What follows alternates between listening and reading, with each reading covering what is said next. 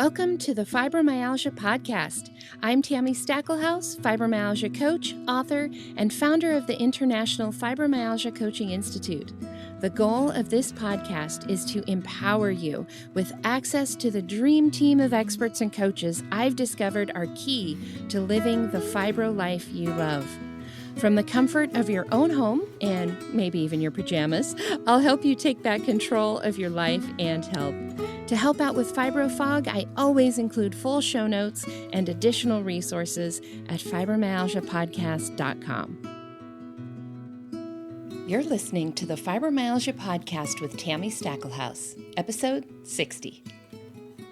Welcome to the Fibromyalgia Podcast. I'm your coach, Tami Stackelhaus, and today's episode is our Ask the Coach. Every 10 episodes, I answer questions sent in by you, the listeners, and today we're going to be talking about ways that you can build confidence.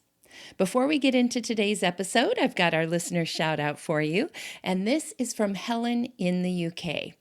Thank you so much, Helen, by the way, for letting us use your name. She says, I started listening to the podcast to educate myself to help my mom.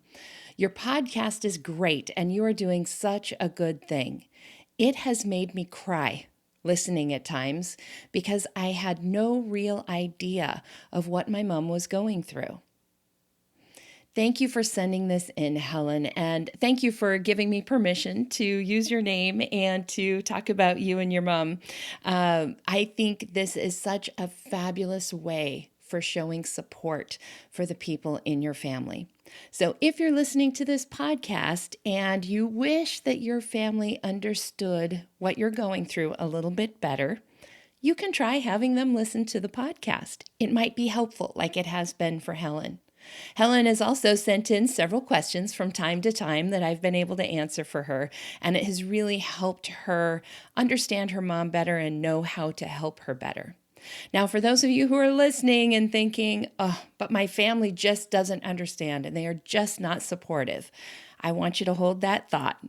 In 2 episodes, we are actually going to be talking about that specifically. We're going to be talking about what to do if your family doesn't understand and isn't supportive. I also want you to go back and listen to episode 57, which is how to talk to others about your fibromyalgia. There may be some things there that are helpful for you too. So thanks again, Helen, and thank you for some of the questions that have inspired this episode. Now, a lot of times with our Ask the Coach, I combine different questions that I get into one episode. And that's the case here. Helen asked me some questions. I've got some other questions from other listeners. And the bottom line was, how do we build confidence with fibromyalgia? Now, if you're listening and you've got fibromyalgia, you know what I'm talking about here, right? When you're diagnosed with fibromyalgia, there are so many things in your life that change. You might not be able to do the job you used to do. You might not be able to be the wife or the mother or the friend or the sister or the daughter that you used to be. It can be very difficult to answer that question, who am I now? Especially if your identity has been tied into what it is that you do. You may feel like your body is just letting you down, and every time you go try to do something or make plans or set goals, you're destined to fail. And that can be a huge hit to your confidence. It can be really hard to feel confident in your own body, in your own skin. It can be hard to be confident as a person working or as an entrepreneur, as an employee, as a mother, as a wife. Now, there are things that you can do to boost your confidence. When it comes to fibromyalgia, one of the big things that I work with my clients on is how to have a little bit more predictable energy, because that's part of the problem, right? Somebody might ask you to do something next month, and it's hard to commit to that because you don't know what you feel like tomorrow, much less what you're going to feel like next month, right? So how do we have that confidence that we can trust our bodies, trust ourselves to be able to do things? This is truly a lot of the work that we do as coaches with our clients. Obviously, I can't teach you everything in one podcast episode, but I am going to give you 3 specific things that you can begin thinking about and working on to help you build your confidence as somebody with fibromyalgia and building confidence back up in yourself and in your fibro body. The first thing is focus on building the habit of success.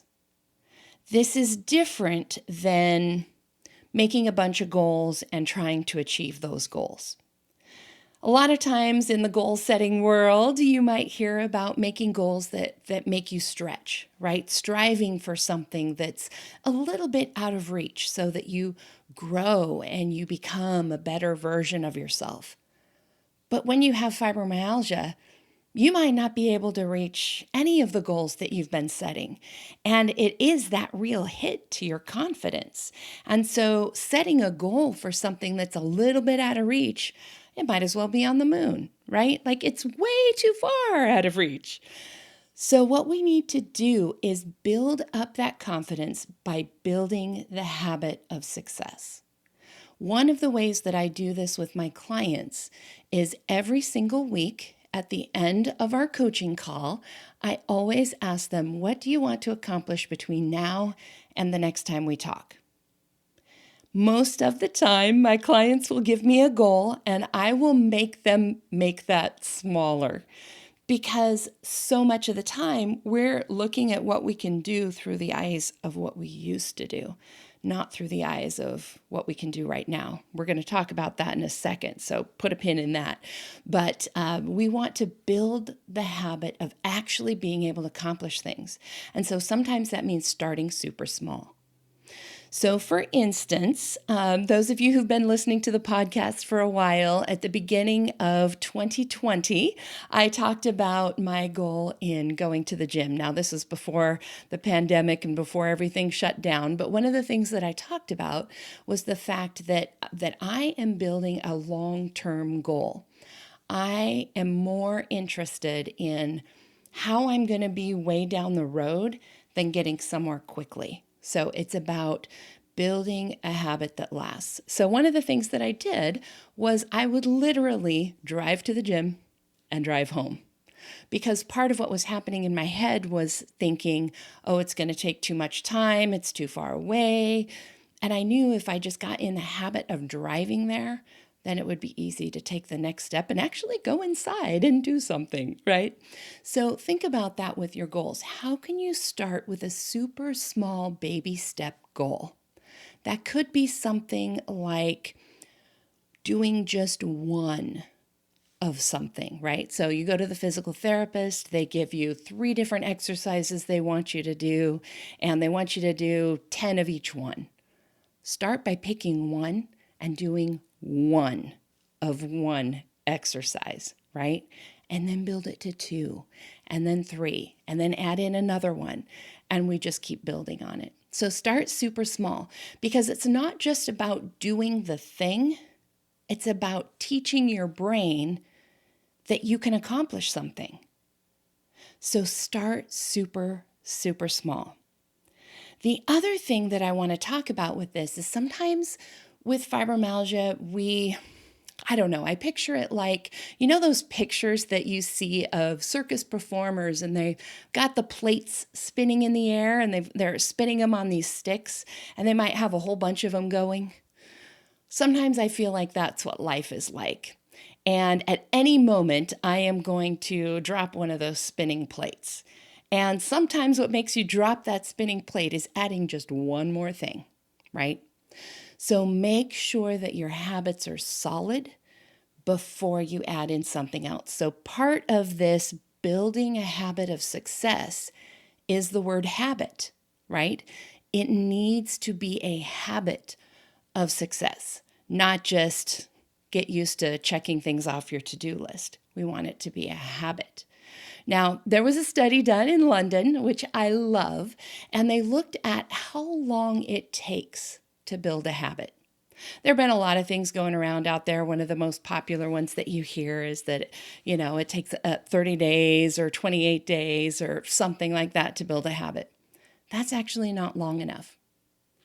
in this study, what they did is they had people add really simple things to their routines. So a couple of the things that they did, one was drinking a glass of water. Another one was eating a piece of fruit with every meal.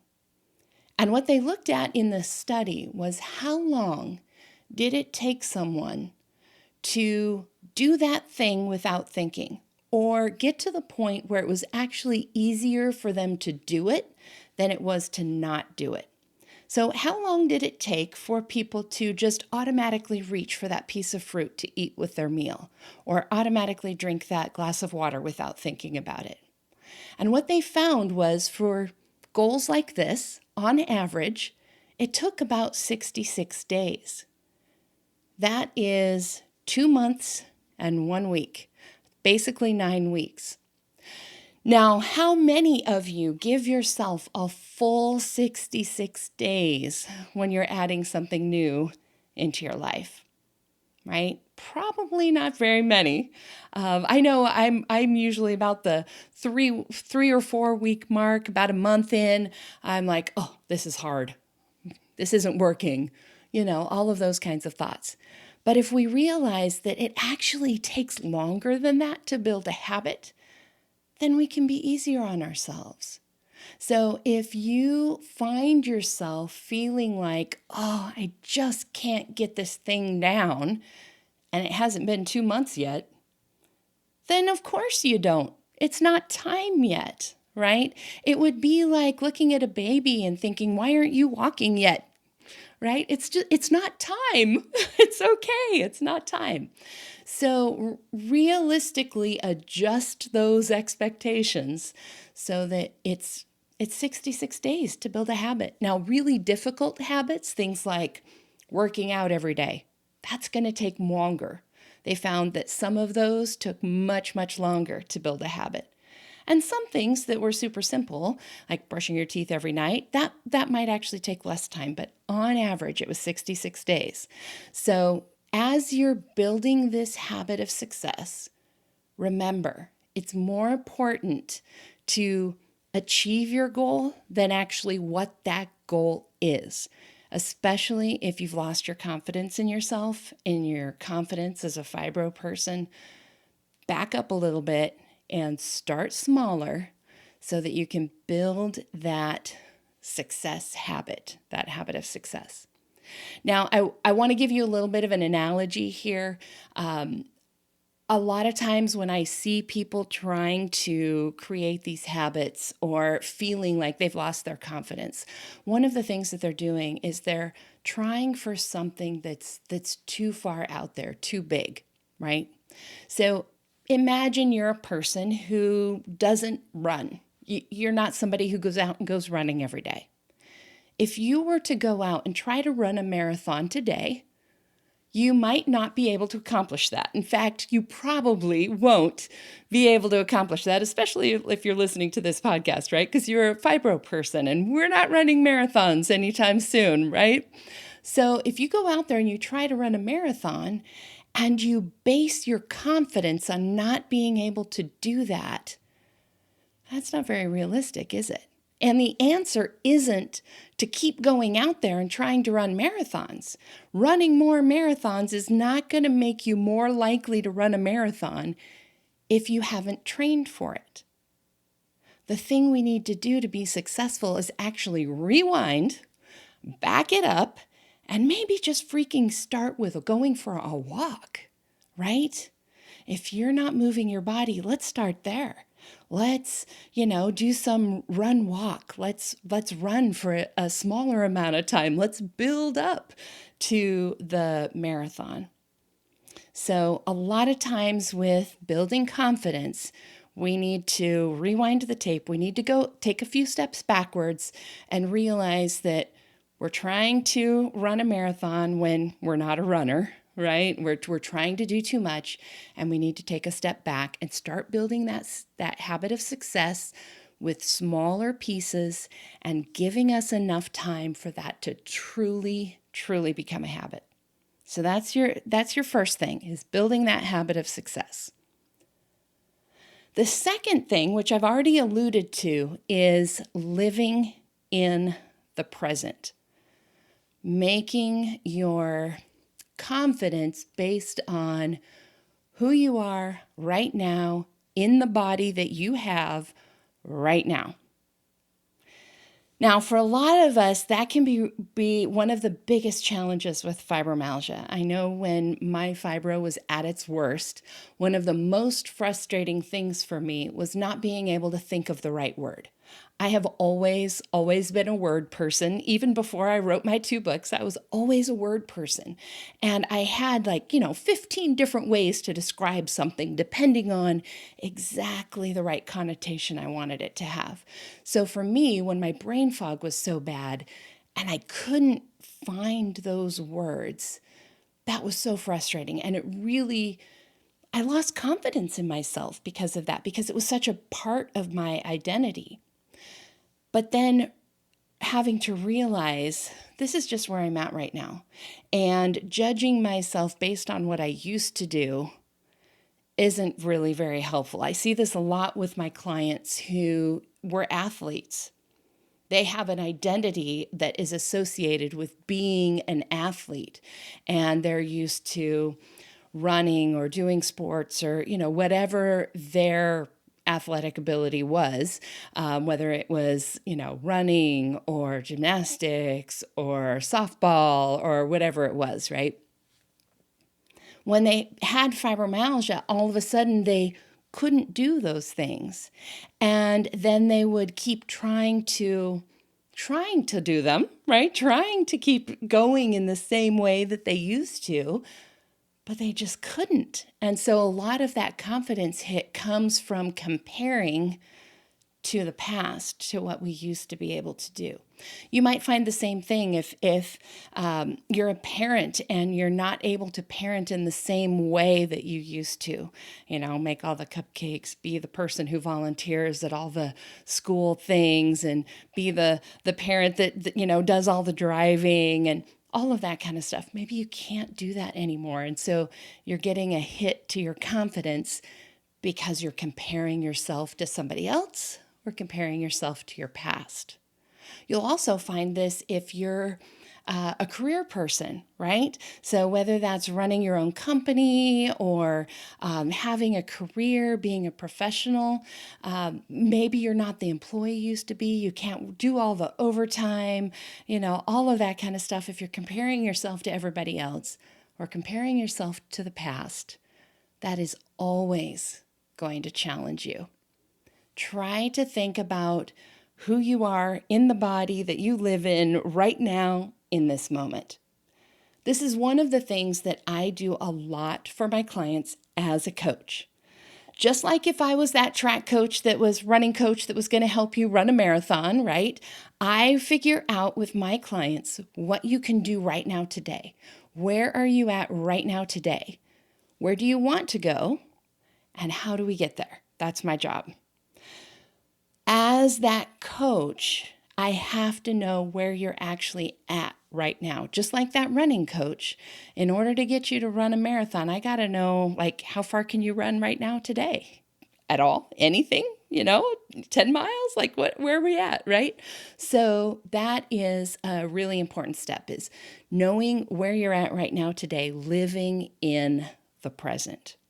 One of the ways I do this with my clients is we use a pedometer, and make sure you go to today's show notes. Go to fibromyalgiapodcast.com/60, and we'll have some of these other podcast episodes that I'm mentioning will all be listed out there for you. But one you can listen to is my favorite energy management tool, and that is a step tracker.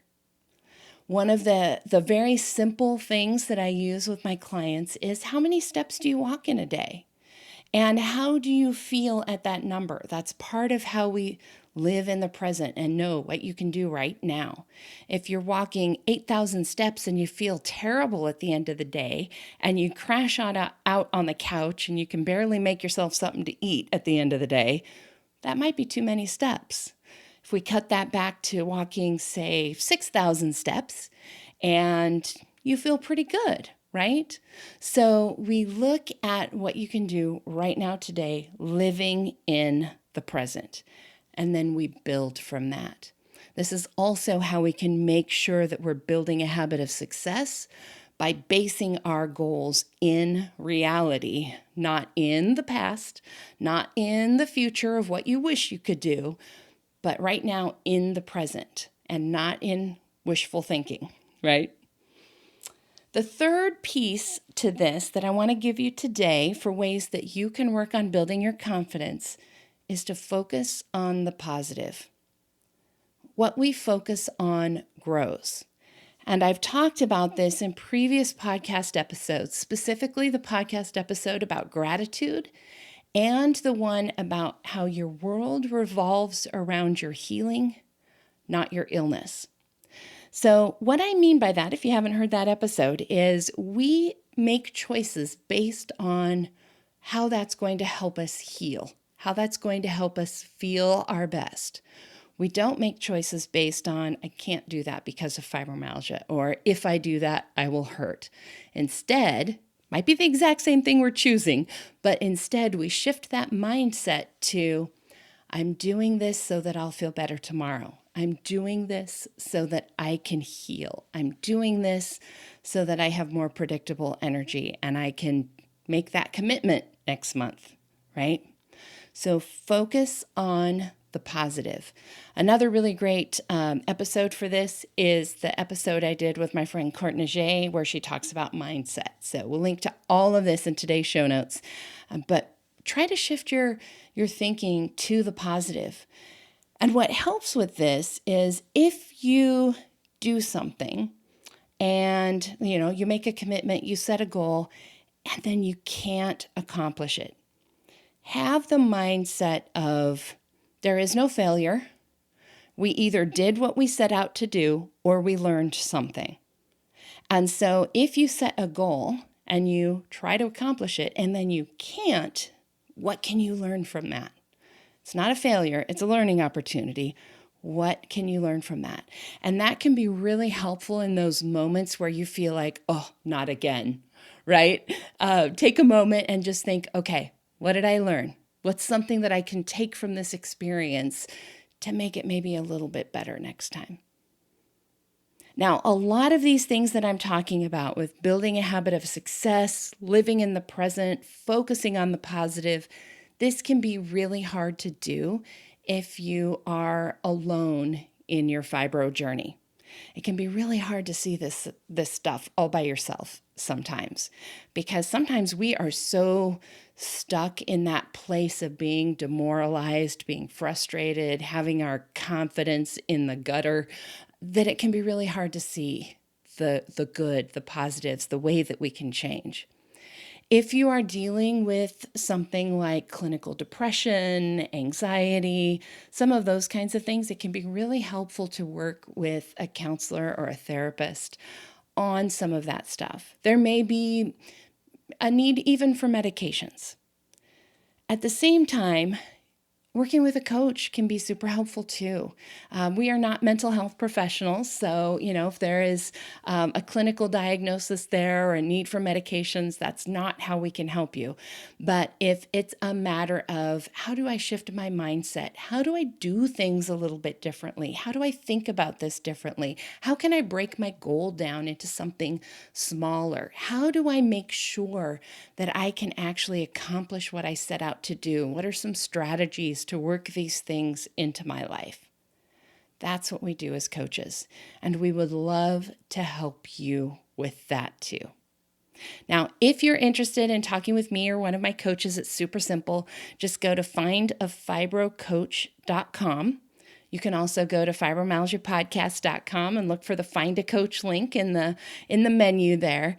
And there's just a simple application to fill out. You'll choose what type of coach you want to work with. You can choose to have a consultation with me. You can meet with one of my certified fibromyalgia coaches. You can also meet with a student coach in training.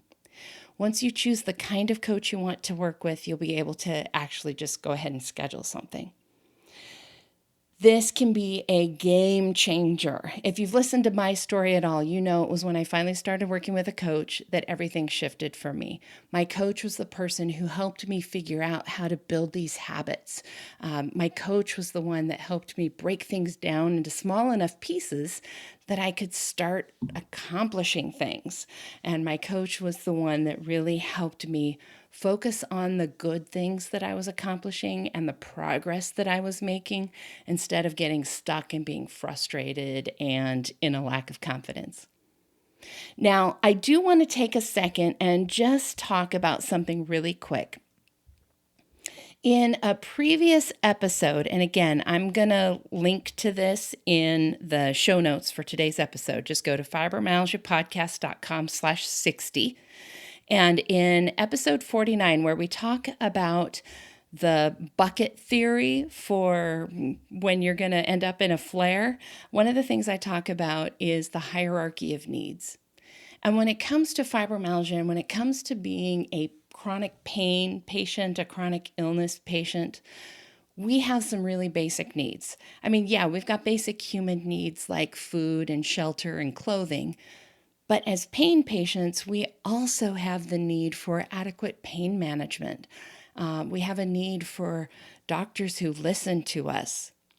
And those are really basic needs that have to be met before we can move up to some of the more advanced needs like self-actualization and confidence in being in your fibro body. If you don't have those basic needs met, it's going to be really, really difficult to have the confidence of being somebody with fibromyalgia and knowing that anything that happens, you'll be able to handle. No matter how your body feels, knowing how to get back to your baseline normal. And you guys have heard me talk about my own fibro journey and how my fibromyalgia is in remission now. But even before it was in remission, this was the place that I lived in, where no matter what happened, I knew exactly what I needed to do to feel my best. If I woke up because I had slept in a bad bed and I had fibro pain, I knew exactly what I needed to do to get that pain back under control and not be in a flare. If I knew I was going to be spending extra energy traveling or speaking at a support group or whatever it was I was doing, I knew exactly what I needed to do before and after so that I didn't end up in a fibro flare and I continued to feel my best. If you don't have that kind of confidence, I want you to know it's possible. It is absolutely possible to build up that kind of confidence. You just either don't know what you need to do, you don't have the tools, right? I've got a lot of tools in my toolbox. There's a lot of things that I use to help bring me back to normal.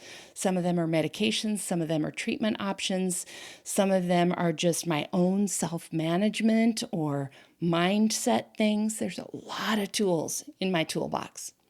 And so it's possible you need more tools. It's possible you need some additional education.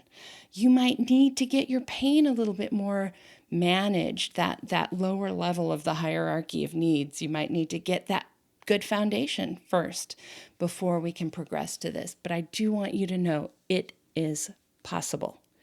Absolutely possible. All right, so let me just recap this for you as we wrap up today's episode. Today, as we're talking about how to build confidence in yourself as a fibro person living in a fibro body, I want you to remember that your goal is to actually build a habit of success, not even necessarily the things that you accomplish. It is about earning that gold star every day, every month, every time you go out and do something. And we do that by starting smaller and making sure that you give yourself enough time to make that actually be a habit. Number 2 is making sure that you live in the present. Don't think about the past, what you used to be able to do. Don't think about the future, what you hope to be able to do someday. But who are you right now in the body that you're living in right now? If we're not realistic, then that kind of throws everything off. So we've got to live in the present. And then number 3 is making sure that you're focusing on the positive, doing things because they're going to help you feel your best, not doing things because you can't or because fibro sucks or, whatever, right? Like, we are making choices based on things that are going to move you forward and that are going to attract more of what you want and not attract what you don't want. And then also just remembering that it's really, really hard to see this stuff yourself. It's hard to do this on your own. So don't feel like it's not good enough if you have to reach out and ask for help. You don't get extra points if you do it all by yourself. In fact, you'll get there faster and better and easier with help. So don't be afraid to reach out and ask for that. All right, that's it for today. I do want to let you know we've got a special episode next time. It will be our Awareness Day episode, and I am going to be interviewing the team from Fibro Focus. This is the first outpatient fibromyalgia clinic in Norway. One of the gals also happens to be a graduate of my training program. And so we're going to have 2 of the team here on the show doing an interview. A lot of you have been asking, as I've been talking about the best way to treat fibromyalgia, I've mentioned using an integrative approach. And a lot of you have asked, well, what does that mean exactly? And Fibro Focus is an integrative clinic. So they are going to be here to talk about how they treat the whole fibromyalgia patient, mind, body, the whole 9 yards. And we're going to be talking about that in our next episode. The episode after that, episode 62, we're going to talk about what to do if your family isn't supportive. And I have Heather Kent coming to talk about that. And so a lot of you who, hear me talk about my family, my husband, and how supportive they all have been in my life, and think, oh, that's nice, but you don't know my family. That next episode, episode 62, is for you. So I hope to have you guys back here. And again, we do this Ask the Coach every 10 episodes. So if you have questions you would like me to answer, make sure you send those in. Just go to fibromyalgiapodcast.com, look for Ask the Coach in the menu, and send me your questions. See you next time.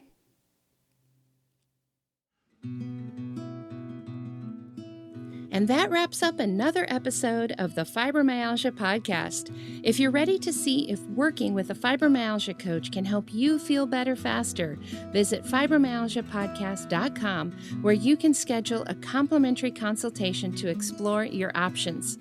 During this call, we'll discuss your fibromyalgia journey, what your needs and challenges are, and give you recommendations on how to reach your goals the quickest way possible.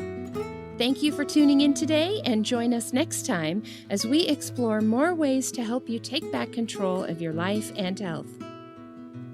My music and sound editing were done by Daniel Munkus at Subtle Soup Records. Podcast management and creative copy by Sonia Louise of Performance Podcasting.